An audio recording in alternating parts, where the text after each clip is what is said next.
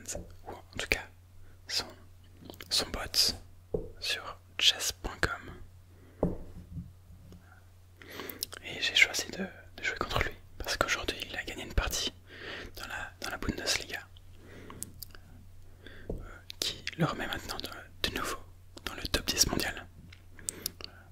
En gros, il a été dans le top 10 mondial depuis extrêmement longtemps. Il a été 5 fois champion du monde. Et il a 54 ans. Alors, c'est un exemple de longévité. Pour être à 54 ans, toujours dans le top mondial. Alors, il me joue une berline. Une Berlin. Une partie de Berlin. Je vais lui jouer les 4 cavaliers, j'aime pas. On peut venir roquer, donner le pion ici, puis recapturer le pion ici plus tard. Ce qui sont des lignes que j'évite en général. Parce qu'il y a beaucoup de... Il y a un peu de théorie à connaître, il y a beaucoup de draws possibles, de parties nulles. Typiquement, c'est quelque chose que j'évite. Cavalier D4. Alors sur le cavalier D4, le coup principal c'est de reprendre avec le cavalier. Le coup que je joue le plus souvent, c'est juste le roc, parce que si je reprends avec le cavalier, il reprend. Et maintenant il me laisse mon cavalier pour venir prendre ce pion-ci. J'aime bien surprendre mes adversaires en le laissant le fou, en donnant la peur de fou. Ce qui en général les sort de leur théorie, de ce qu'ils ont l'habitude de jouer. Bon, sauf que ici, il est clairement meilleur que moi.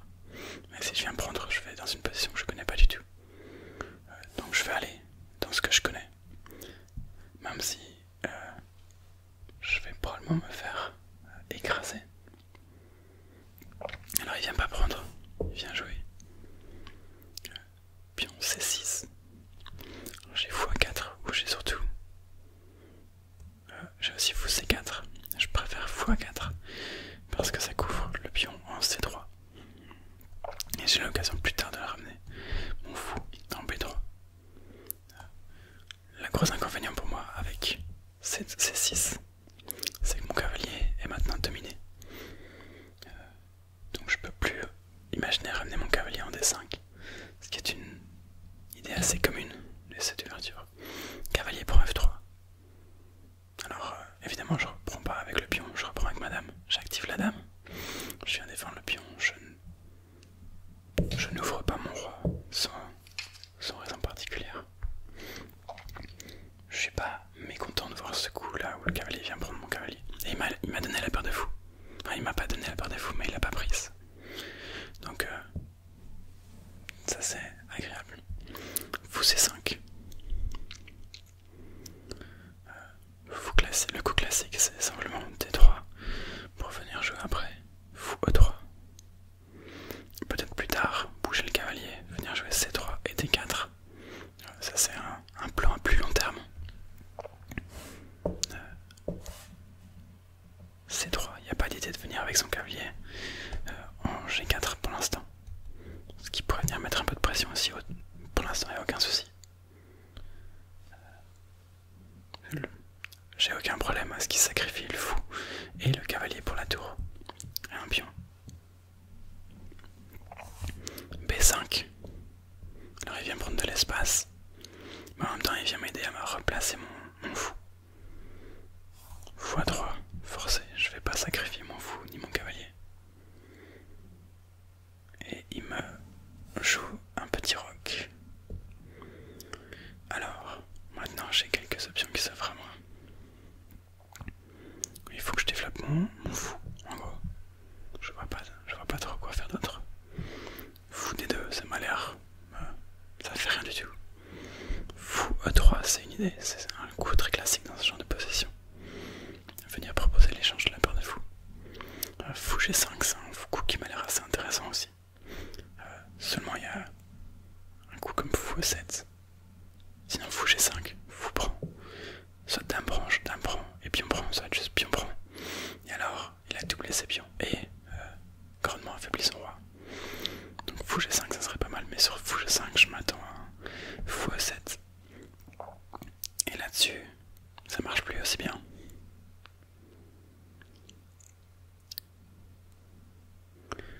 Donc pour moi c'est fou E3 ou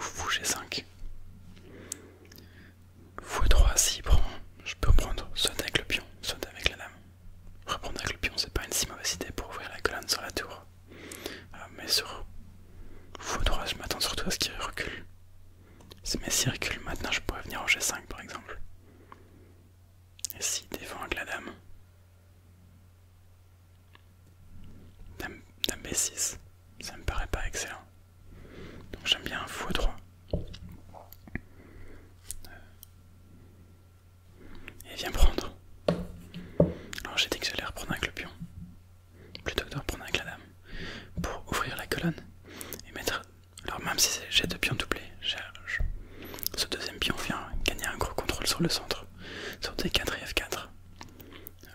Donc je crois que c'est pas mal. Et s'il vient un moment où jouer D5, je peux prendre et avancer une deuxième fois E4. Donc je vais prendre avec le pion. Paraît pas mal. Il me joue D6. Alors il faut que je regarde un petit peu. Mon fou il est pas mal sur cette diagonale. Si à un moment il essaye d'ouvrir la diagonale, pour l'instant D5 pas possible. C5, C5 c'est pas possible parce qu'il lâche le pion aussi, mais même C5, C4, je peux prendre et pour, il n'y a aucun souci. Par contre mon cavalier est mal placé.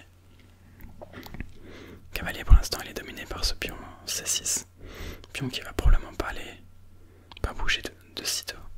Je peux pas venir en E4. Donc une idée c'est de replacer le cavalier en E2 pour venir en G3.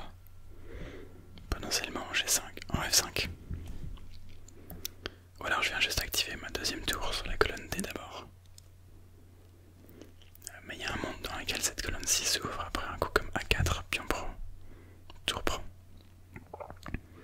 Et je suis pas certain que ma tour veuille se trouver en D1. Parce que pour l'instant la colonne est fermée et il n'y a pas de plan direct de l'ouvrir. Une autre idée ce serait tour F2 et tour A F1. Je crois que c'est pas une mauvaise idée de ramener d'abord mon cavalier.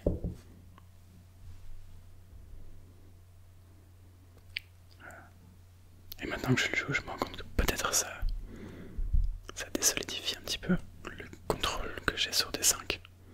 Ce qui pourrait avoir un impact sur la partie. Peut-être que c'était pas la meilleure idée. Que d'ici mon cavalier avait un léger contrôle sur D5 qui était contrôlé par le pion. Aussi par la dame indirectement. Une fois que le pion a pris, la dame défend le pion. Et par le fou. On a fou G4. Alors si je veux pas perdre le cavalier.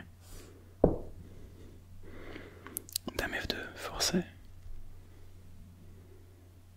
Je commence déjà à légèrement regretter ce coup de cavalier 2, mais pas de souci. Alors il me joue A5. Alors maintenant, il faut que je fasse quelque chose. J'ai plusieurs options. J'ai A3, j'ai A4, c'est C3. C3 pour venir replacer mon fou par ici. C3 pour l'instant, j'ai pas. Souvent dans la roue Lopez, on vient jouer C3, puis D4. Et on vient sortir le fou par là. Je suis pas sûr que ce soit ma meilleure idée. J'aime bien avoir mon fou qui regarde ce pion. A4, pion prend, fou prend. Ça bouge un peu mon fou, mais je préfère A4 à C3. C'est plus actif. Et après un coup comme B3, je regarde plus cette diagonale-ci, mais je suis sur cette diagonale-ci. Il y a ce pion-ci qui pourrait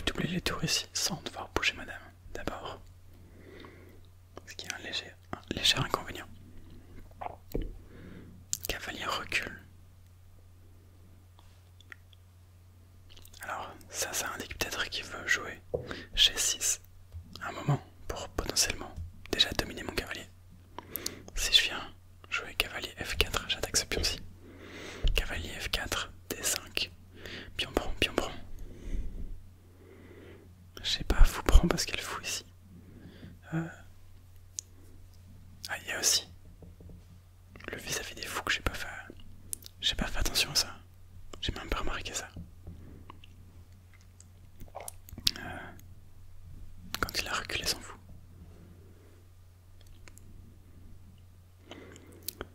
Si je prends, il prend. Je l'aide à activer sa tour. Ça ne m'arrange pas. S'il prend, je reprends. C'est pas l'idéal. C'est un pion. Pion B2. Et aussi c'est B3. Qui vont être un petit peu embêtants. Mais j'ai vraiment pas envie de prendre. Je prends, je l'aide à renforcer son centre avec un pion de plus ici, comme moi. Je l'aide à s'activer de cette manière-là.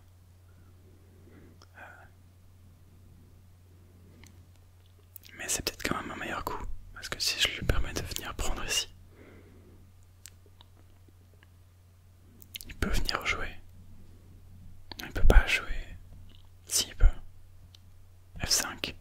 Cavalier prend F5. Fou prend F5. Pion prend F5. Non, il peut pas, mais c'est pas l'idéal.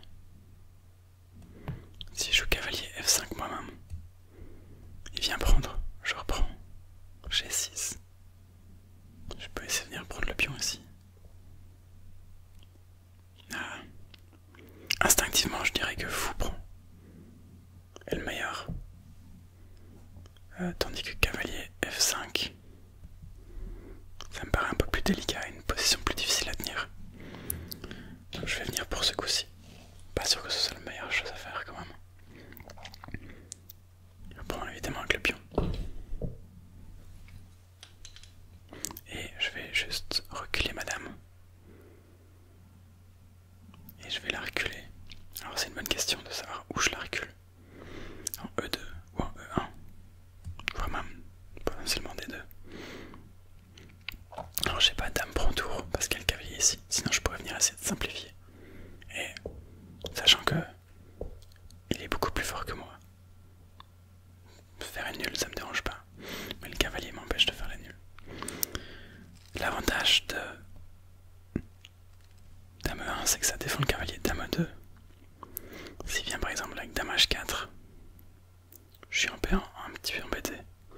J'ai vraiment pas envie de jouer dame G4. Pas spécialement envie de jouer cavalier H1 non plus.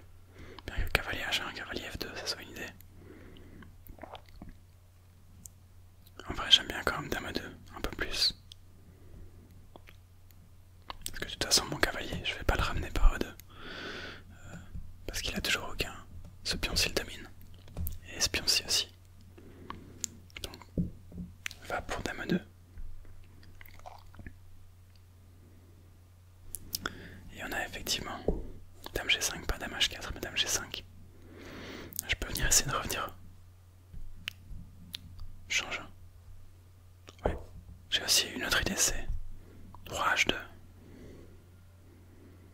Roi H2, c'est pas si con que ça.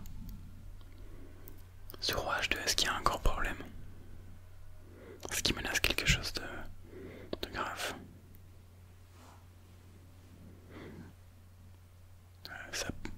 Ça peut revenir me hanter plus tard dans la partie.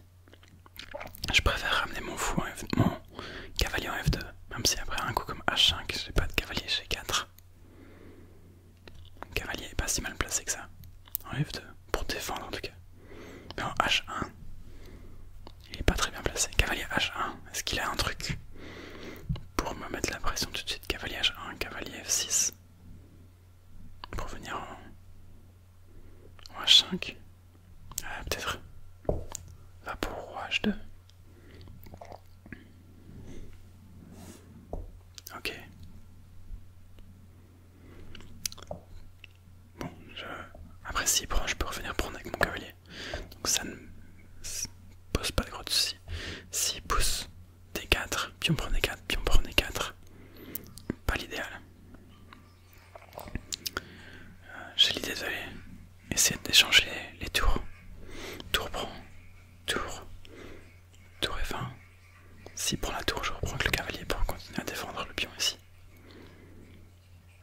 Au moins je peux survivre un petit peu comme ça. L'autre idée c'est B3. Venir un peu fermer la position.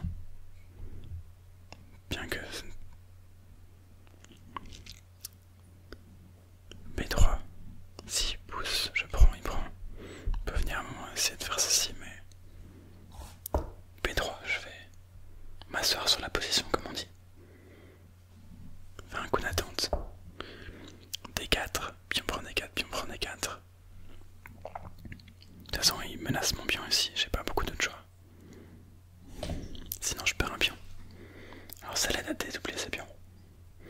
Il avait des pions doublés. C'est fini. Mais ça ne lui fait pas grand chose. Maintenant je peux toujours essayer de forcer un petit peu l'échange des tours. Tour prend, tour F1. Tour prend F1, dame prend F1. Dame D1. Dame E2. Ça m'a l'air assez passif. Mais je tente un truc. Au moins je survis un peu plus longtemps contre un joueur de ce calibre. Je vais venir jouer tour F1. Essayer d'échanger les pièces. J'ai peut-être bien raté un truc.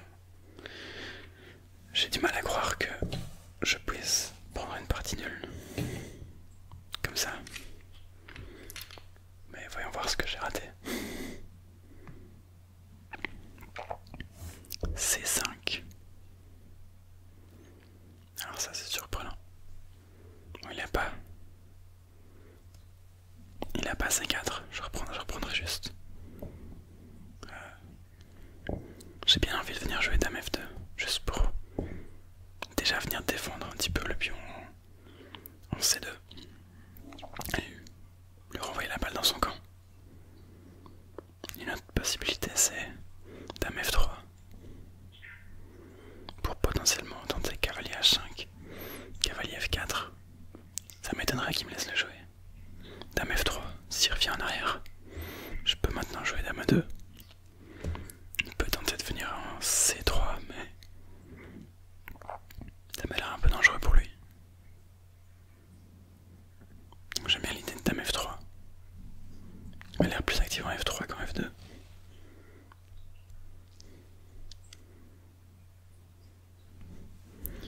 On a dame E5 qui vient clouer le cavalier. Pas un gros problème, je peux reculer mon roi. Roi G1, roi H1. J'ai pas envie de laisser mon cavalier comme ça trop longtemps. Surtout j'aimerais bien replacer mon cavalier. Potentiellement en H5, F4.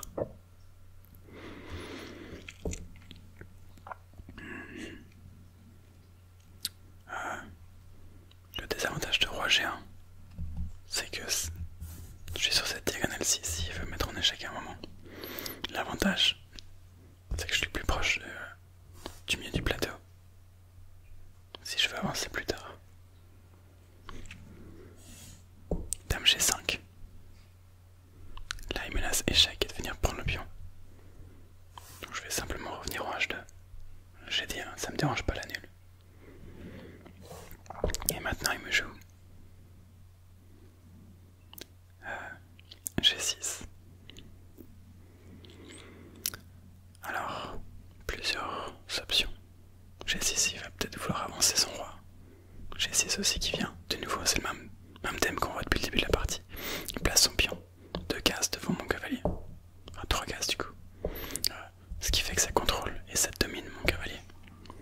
Donc tout de suite j'ai envie de replacer mon cavalier. Sauf que si je replace mon cavalier, maintenant il a dame D2. Et ça c'est un problème. Dame G4, il peut revenir ici, c'est pas un souci. Mais dame G4, dame prend, pion prend. J'ai des pions doublés. C'est probablement... c'est probablement pas une bonne idée. Mais en même temps c'est probablement, objectivement, une partie nulle. Donc pourquoi pas aller pour dame G4. Autrement je peux essayer de bouger mon... Je peux pas vraiment bouger mon cavalier en fait. C'est ça le problème. Donc on va pour dame G4. Je vois pas grand chose d'autre. Alors il prend. Et maintenant j'imagine qu'il va me torturer dans la fin de partie. Donc ça va pas être évident de survivre.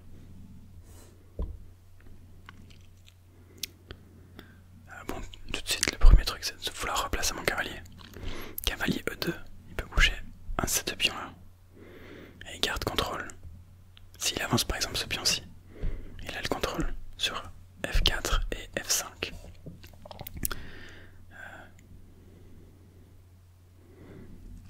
Je peux ensuite revenir me placer depuis E2 en G1, F3. Faut que je fasse gaffe à ce pion-ci, à un moment qui pourrait devenir un problème. Sauf que son cavalier ne peut pas vraiment infiltrer. Il ne peut pas venir par ici. Donc dans l'état des choses, pour l'instant, il ne peut pas infiltrer avec son cavalier par ici. Donc je crois que j'ai le temps de venir en E2. Je m'attends à soit G5, soit E5. Il n'y a aucun des deux. Alors, cavalier F4, maintenant il peut me jouer G5. Cavalier H5, j'aime pas du tout. Cavalier F4, F5, cavalier H5. Mon cavalier, il se retrouve un petit peu bloqué ici. Je peux revenir après, mais j'ai pas accompli grand chose. Je préfère faire ce que mon idée de base, revenir placer mon cavalier en F3, où je peux d'abord jouer roi G2,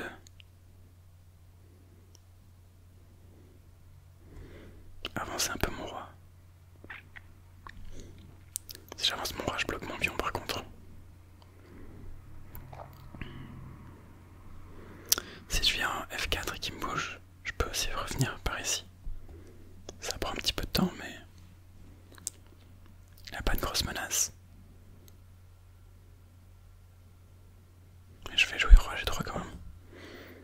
Activez-moi un peu mon roi. Il recule. Alors qu'est-ce qu'il veut faire? Il ne peut pas vraiment pousser par ici. S'il pousse par ici, ça ne marchera pas. Cavalier F4. G5. Cavalier H5. Il peut revenir dominer mon cavalier. Je peux bouger mon roi. Avancer le roi. Ou alors je peux revenir en arrière et revenir battre mon cavalier ici. Je crois que je vais faire ça.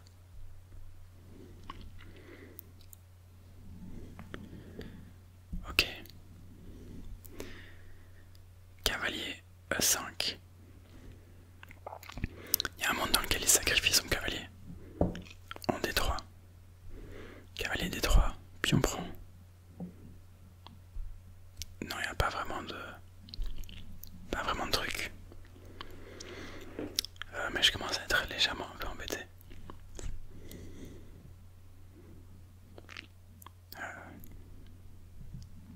En vrai, j'ai juste envie de jouer un coup d'attente. Si je reviens en arrière avec mon cavalier, qu'est-ce qui menace? Il menace pas grand chose. Si je reviens en arrière et que je recommence. Cavalier E6, je reviens en F4. Je vois pas ce qu'il peut faire en fait. Il me rejoue cavalier E5. Je reviens en arrière. Et maintenant il me joue G5, il veut pas l'annule. Maintenant qu'il m'a joué C5, je crois que je vais jouer cavalier G1 pour cavalier F3. Alors, un autre problème avec ce coup-ci, c'est qu'il va venir placer son cavalier en F4. Cavalier G6, F4. Pour l'instant, c'est pas possible. Mais si moi je bouge mon cavalier, il bouge mon cavalier, je reviens ici, il vient se placer en F4. C'est pas vraiment un problème. C'est pas l'idéal. Mais ça me paraît pas être un énorme problème. Et il vient pas y placer son cavalier tout de suite. Alors moi je vais venir proposer l'échange de cavalier.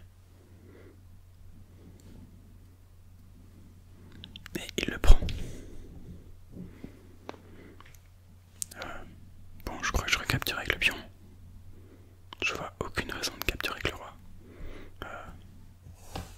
Et je commence à avoir de l'espoir, en fait. C'est incroyable ce qui se passe. Je vois pas ce... Alors ici, c'est jamais possible. Son roi peut pas infiltrer. À un moment, H5 pourrait être un problème. C'est le seul truc que je peux voir. H5, puis on prend G4, puis on prend. Je vois pas. Je vois pas ce qu'il peut me faire. Mais... Roi F6, Roi F6, s'il pousse maintenant, je suis plus ou moins obligé de prendre, sinon il vient pousser en H4. Même si en fait je suis pas du tout obligé de prendre. S'il vient pousser en H4, je peux garder mon roi ici. Et jamais il peut venir passer. Donc j'ai l'impression que ça tient en fait. On va voir, mais... Ouais. Je vais jouer encore quelques coups, mais... Enfin, connaissant l'ordinateur, il va peut-être me jouer la partie pendant bien longtemps. Mais ça, à mon avis, peut rien faire. Oui, il est juste occupé de tourner en rond.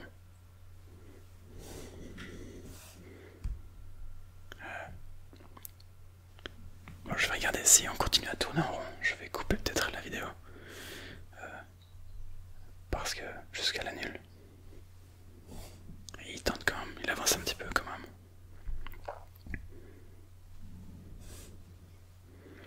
Donc il vient quand même tenter un truc. J'ai du mal à croire qu'il a triangulé quoi que ce soit pour l'instant. S'il pousse, je suis même pas obligé de prendre. Parce que s'il vient repousser après, il n'y a aucun problème. S'il lui vient prendre, je peux reprendre avec mon pion. Aucun souci.